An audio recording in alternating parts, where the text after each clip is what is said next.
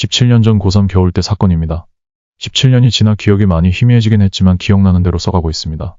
그렇게 디테일한 부분이나 대화 등은 나름 보완 수정을 하고 있습니다만 최대한 과장 없이 써보겠습니다. 제가 살던 곳은 정말 시골이었어요. 논과 산으로 둘러싸인 지역에서 놀만한 곳이라고는 오토바이를 1시간 정도 타서 읍내에 있는 노래방 정도에 가는 것뿐이었죠. 그런 깡촌 지역에 1991년 갑자기 모신흥 종교시설이 생겼습니다.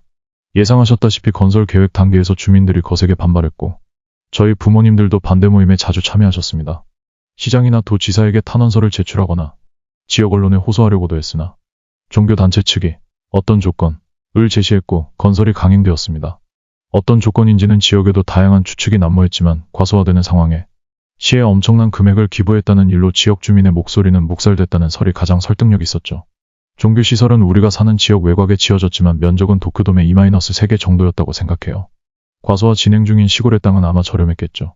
고이 가을 무렵 건물이 완성되었고 부모님이나 담임 선생님은 저기는 접근하지 마라. 신자들과도 접촉하면 안 돼. 라고 하셨습니다. 같은 반 8명 정도와 함께 탐험하러 갔지만 주위가 높은 벽으로 둘러싸여 있고 정면에는 거대한 문, 그 문 양쪽 끝 윗부분에는 무서운 얼굴을 한 조각들이 있었죠. 악마를 섬기는 종교인가 봐. 악마교다. 라면서 동급생들은 떠들어댔고 그런 일 이후로는 학교에서는 그 종교를 악마교, 반야단체 등 이상한 이름으로 부르기 시작했습니다. 가끔 한가할 때는 같은 반 애들 몇 명이서 호기심과 심심풀이로 시설 주변을 자전거로 돌곤 했습니다. 하지만 이상하리만치 신도나 관계자들을 본 적은 없었죠. 워낙에 인기척도 없고 다른 문제들도 일어나지 않았기 때문에 점차 관심에서 멀어져 갔습니다. 3학년이 되고 종교시설은 이제 화제거리도 되지 않았습니다만 어느 날 같은 반 A가 저기 한번 출석해볼까? 라고 말했습니다. A는 부모님한테 들었는데 말이야. 악마교 건물 있잖아. 엄청 귀여운 여자가 다닌대. 매일 장 보러 오는 것 같아. 라더군요. A의 집안은 지역 내에서 큰 가게를 운영하고 있었습니다. 매일 2에서 3만 원씩 물건을 사가는 악마교 신자가 고마웠겠지요. 우리 부모님이 저기 다니는 사람들 엄청 좋은 사람들이래. 무서운 사람들도 아니고 같이 가보자. A는 그렇게 우리들을 꼬셨죠. 저와 다른 반 친구들도 딱히 할 것도 없이 3학년을 지내고 있었기에 다 같이 가기로 결정됐습니다. 멤버는 같은 반인 저와 A, B, C, D 그리고 후배 EF 2명 남자 7명이었습니다. 7명이나 있으니 무슨 일이 일어나도 무섭지 않을 거라는 가벼운 마음으로 갔습니다. 종교시설 앞 폐우체국에서 집합하기로 했습니다. 저와 A, B, C는 모였지만 D와 F는 30분이 넘도록 오지 않았기 때문에 5명이서 가게 됐습니다. 시설 근처에 자전거를 세우고 문까지는 걸어갔습니다. 한밤중이라 역시 무섭네라던지 손전등 하나 더 챙겨와서 다행이네요 같은 잡담을 나누면서 갔죠. 거대한 문 앞에 도착했고 문과 꽤 떨어진 곳에 있는 건물 하나에 불이 들어와 있었죠. 와, 신도들이 아직도 깨어있잖아. 악마 소환하는 거 아냐 같은 가벼운 농담을 주고받고 있었습니다. 그때 지가 이거 안에 들어갈 수 있겠다 라고 말했습니다. 그러자 A가 내가 알고 있어. 옆으로 돌아가면 문이 하나 있어. 거기서 들어가 보자. 라고 했습니다. 우리는 그런 건 좀 빨리 말하라고 쿠사리를 준 후 벽을 따라 걸어가 막다른 곳에서 옆으로 돌았습니다. 조금 걸어가니 작은 문이 있었습니다. A가 손으로 밀자 문이 열렸습니다. 문 틈은 사람 하나가 겨우 지나갈 수 있을 정도였고 5명이 차례대로 문을 지나 안으로 들어갔습니다. 그 후 우리는 손전등을 켜거나 끄면서 공터를 빙빙 돌아다녔습니다. 아무것도 없는데 그래도 건물에 가까이 가면 진짜 큰일 나려나. 작은 목소리로 소곤소곤 이야기하면서 너무나도 지루해서 시설에 조금 더 가까이 가기로 했습니다. 정문에서부터 약 100m 정도의 공터만 있었고 그 너머에는 큰 건물이 3동 줄지어 서 있었습니다. 잘 기억나지는 않지만 매우 이상한 디자인의 건물들이었습니다. 시설 주변을 몰래 걸으며 보니 시설과 시설 사이에 불이 켜진 깨끗한 공중화장실 건물이 홀로 있었고 화장실 같은 곳은 하얀 깨끗한 콘크리트로 포장되어 있었으며 벤치까지 있었습니다. A가 잠깐 쉬었다 가자 라고 하자 일행들은 뭐 들키면 진짜 위험하다고 그냥 한 바퀴 빨리 돌고 가자 라고 말했습니다.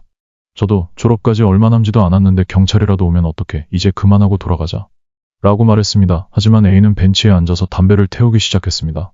그럼 한 대만 빨고 가자 라는 말을 시작으로 다같이 그 자리에서 담배를 피웠습니다. A가 나 잠깐 화장실 다녀올게 라고 말한 후 공중 화장실에 들어갔습니다. B와 C는 쟤는 무단 침입도 하고 무단 실금도 하네. 똥 싸면 보면 악마한테 똥구멍에 저주라도 거는 거 아냐? 라던지 농담을 하면서 담배를 피웠습니다. 그러다 잠시 후 A가 화장실 안에서 야, 여기 개 신기한 거 있어. 와봐. 라며 작은 목소리로 말했습니다. 우리가 모두 모여 가보니 A는 이거 뭐 같아? 라며 칸막이를 가리켰습니다. B가 화장실이잖아 라고 하자 A는 한번 열어봐 라고 했습니다. B가 문을 열었더니 그 안에는 어째선지 지하로 내려가는 계단이 있었습니다. 이상하지 않냐? 변기가 이어지다가 갑자기 계단이 있어. 라고 A가 말했습니다. 그때 뭔가 이상하다는 걸 깨달았습니다. A의 행동이 뭔가 이상하다는 걸 느꼈습니다. 갑자기 담력 테스트를 제안하지를 않나? 샛길 문 위치를 정확히 알고 있지 않나? 화장실의 문을 열어보게 하지를 않나? 뭔가 의도적이라고 느꼈습니다. 저는 A에게 너 설마 여기서 똥이라도 쌀 생각이었어? 라고 물었습니다. A는 아니, 응, 맞아 라고 애매하게 대답한 뒤 한번 내려가지 않을래? 라며 우리에게 물었습니다. 저는 당연히 거절했습니다. 미친 소리 하지 말고 빨리 돌아가자. 여기서 들키면 큰일 난다고. 라고 말하자 A는 여기 잠깐 내려간다고 뭔 일이 생길 거라 생각하는 거야? 라고 비웃었습니다. 저는 A가 우리를 아래로 내려가게 유도하고 있다고 생각했습니다. 비도 나도 안 내려가. 돌아가자 라고 말했지만 다른 두 사람은 재밌어 보이는데 잠깐만 내려갔다 오는 건 괜찮지 않을까? 라면서 A 편을 들었습니다. A는 너희들은 상남자 맞다라며 우리를 긁으려고 했지만 B는 난 안 갈 거니까 너희 마음대로 해 라며 단호하게 말했습니다. 그러자 A는 그럼 일단 우리끼리 내려갔다 올게. 너희는 여기 있어. 라고 말하고 아래로 내려갔습니다. 저와 B는 화장실 밖으로 나가지 않고 안에서 기다리고 있었습니다. 화장실은 건물 사이에 끼어있는 형태였고 창문도 많아서 어디서 우리를 찾을지 몰라라는 생각에 밖에 나가지 않고 화장실 안에서 기다렸던 거죠. 야, 오늘 A 좀 이상한 것 같지 않아? 맞아. 오늘 좀 이상한 것 같아.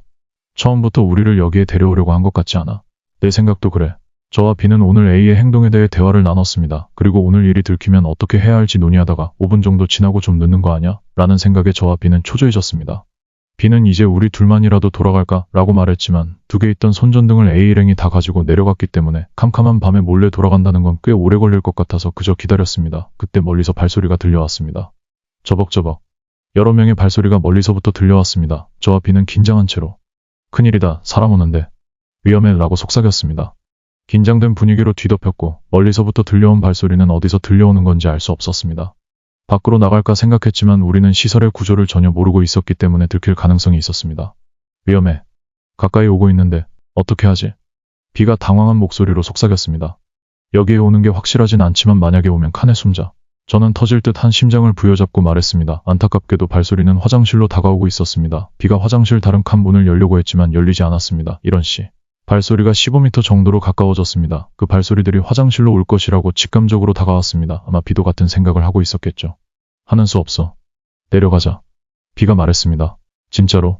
뭐가 있을지 모르는 계단을 내려가는 건 진짜 싫었지만 화장실 안에는 숨을 공간도 없고 지리도 모르는 곳이라 반드시 잡힐 거라 생각했습니다. 심야의 종교시설이라는 특수한 상황에 판단력이 흐려진 걸 수도 있죠.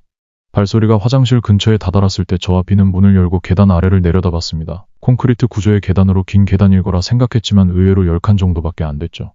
계단을 내려가고 앞으로 걷던 B가 눈앞에 있는 문을 열었습니다. 문 뒤에는 방이 있었는데 천장에는 주황빛의 전구 몇 개가 매달려 방을 비추고 있었습니다. 그 방에 들어간 후 문을 조용히 닫았습니다. 지금 기억을 더듬어보면 7평 정도의 면적에 아무것도 없는 콘크리트 구조의 방이었는데 설명할 수는 없지만 거대한 철제 훌라후프 같은 게 세로로 매달려 있었습니다. 훌라후프는 방 양쪽 벽에 닿을 만큼 컸습니다. 하지만 저희는 그것보다 A와 일행들 생각만 하고 있었습니다. 그리고 아까부터 들렸던 발소리는 화장실 안으로 들어왔습니다. 바로 위에서 발소리가 들렸거든요. 아마 3-4명 정도였던 것 같습니다. 우리는 움직이지도 못한 채 문 앞에 서 있었죠. 위에서 말소리가 들려왔지만 내용까지는 들을 수 없었습니다. 토론하는 듯한 목소리들이었고 뭔가를 중얼중얼 거리고 있었습니다. B는 몸을 움츠린 채 눈을 감고 있었습니다. 얼마 동안 그러고 있었는지 모르겠습니다. 그저 즐거운 기억을 떠올리기 위해 당시 유행하고 있던 쇼프레스티지 코너들을 떠올렸습니다. 어느 순간 화장실 안에 중얼중얼 소리는 10명 정도로 늘어났다는 걸 깨달았습니다.